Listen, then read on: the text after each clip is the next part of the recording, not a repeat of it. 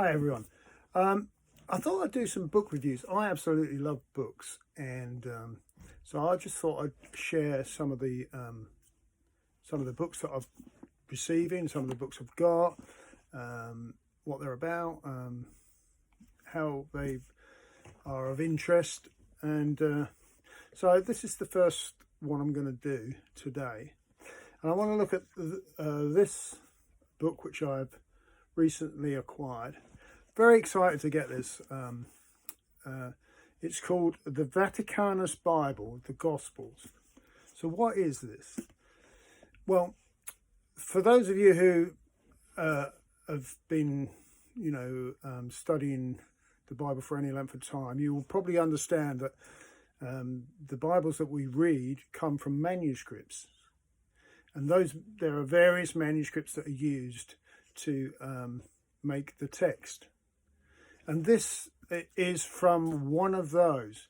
Now, to get a copy of those, a facsimile of those original manuscripts, which are usually kept in museums.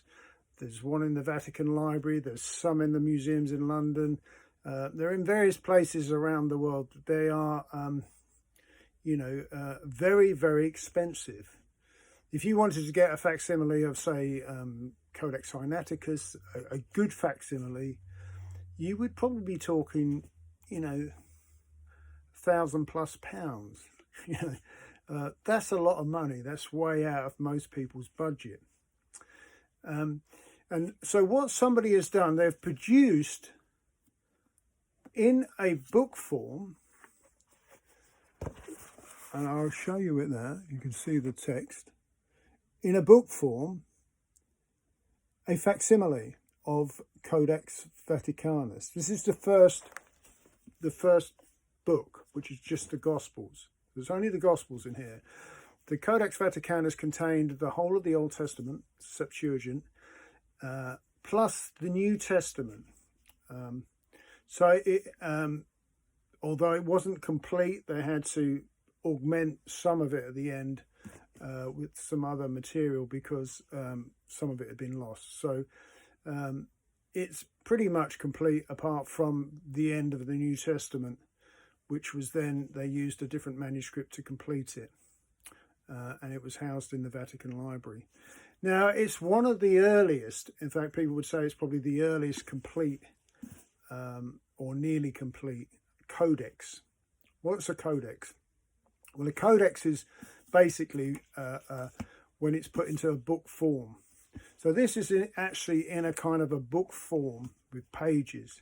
Before that, the text would be in manuscripts, which would be rolls and papyruses. They would be long rolls that you'd have to unravel. But the Christians were one of the first people to start using what we call codexes, to put them and give them pages.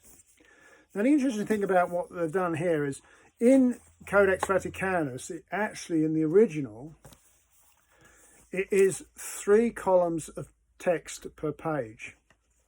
But to make it into a manageable size, easier to study, they've taken each column and made it into a single page. So on the original one, you would have had 3 of these columns per page. But what they've done here is they've split it into 1 column per page. Plus, they've added verse numbers and the book title at the top. So it says, according to Matthew here. And then they've put verse numbers, which is really, really helpful. And I'll tell you why. Because when you actually get hold of this and you start looking, or when you go to a museum or search online and start looking at the early codexes, the early manuscripts, what you find is that it's not written as we would expect, with, starting with a capital letter, small letters, then a gap, then another word, then a full stop. Nothing like that, not at all like that. It's all written in what we would call caps. This is called magistral text. And there are no gaps between any of the letters, any of the words. There are no verse numbers, so you can see why having the verse numbers in there is helpful. and it's just a continuous type with no gaps, nothing to differentiate from when one word stops and another word begins. Now, obviously, this is a bit. The people who would have read this were used to reading this kind of fashion, but for us, it's a bit of a challenge. Even I find it a challenge to read any of this because most of the Greek that I got used to used a stylized text that was lowercase letters, which divided the words, separated the words. That's what you'll find in most critical New Testaments. It's kind of been, and it's got accent marks, things added there. So it's kind of been made more user friendly. Minuscule text came in sometime later, but all the original text was in magister, or what we would call capitals. So when you read it, you have to, first of all, you have to try and work out which is a word, where that word ends, where the next word begins. So it's a bit challenging. But it's really great to have you can look in this and you can actually think, well, that's what the original copy of this looks like. And there's some interesting features. One of the features you don't really find out from reading either a critical text or reading the critical text, or if you're not familiar, you wouldn't know this. Is a thing called the nomine sacrum. And what I mean by that, the nomine sacrum is where they use, instead of the words, say Jesus, God, there are various words that they use abbreviated versions of those words in the text.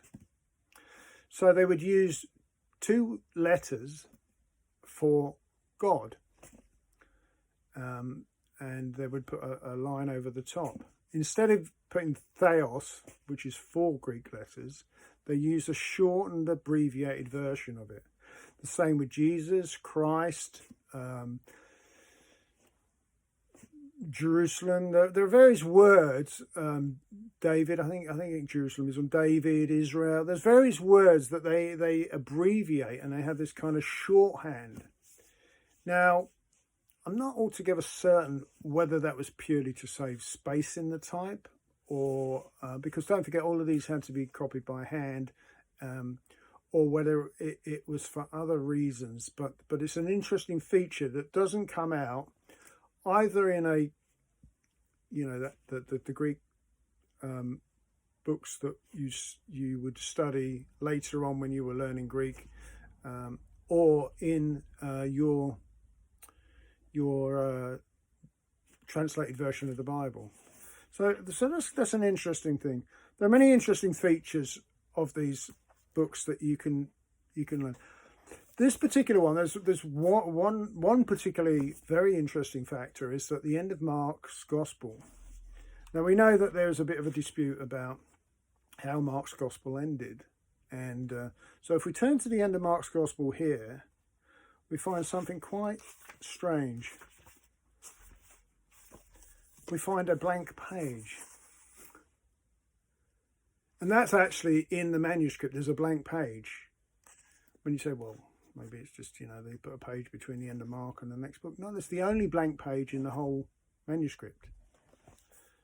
And on the page after, we see the end of Mark.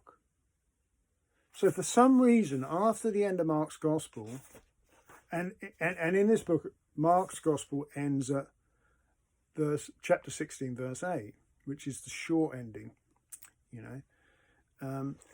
So why was there a blank page? Very interesting. Did they know there was another ending? Did they leave it in case at some point they wanted to put in the alternate endings, the other ending? I don't know. That's an interesting feature. Another interesting feature about, or fact, or possible fact, should I say, really about this is just purely the Gospels. I like the Gospels, and I'm glad that I could get a copy of the Gospels in particular in this. They're going to bring out the rest of the New Testament, but the first book they did was Gospels. Is that scholars who have studied this have found there's a difference between the Gospels in Vaticanus and, say, the Acts and the letters of Paul. There's a different. It's a simpler style. There's some differences in the way it's been put together, which leads them to believe that actually the Gospel part of Vaticanus is older than the rest of it. So these could possibly be even earlier than about 350. I think is where they date the Vaticanus to. So it could be that the Gospel portion of it is even earlier. Now, I don't want to get into any sort of discussion here about whether people think this is the most reliable. It is one that is used a lot, along with Sinaiticus and Vaticanus. Alexandrian. It's one of the major three codexes that are used in Bible translation, and because the fact that it's very old means that it's certainly a very valuable resource, something to be able to get hold of and to look at. So I'm just going to leave it there for this week. So that's one of the books I received. And next time, I think we will have a look at the Diatessaron. So the Diatessaron is a early harmonization of the Gospels into a single book. And this was done very early. So that will be interesting. I'll explain to you why that's so important later. Thank you.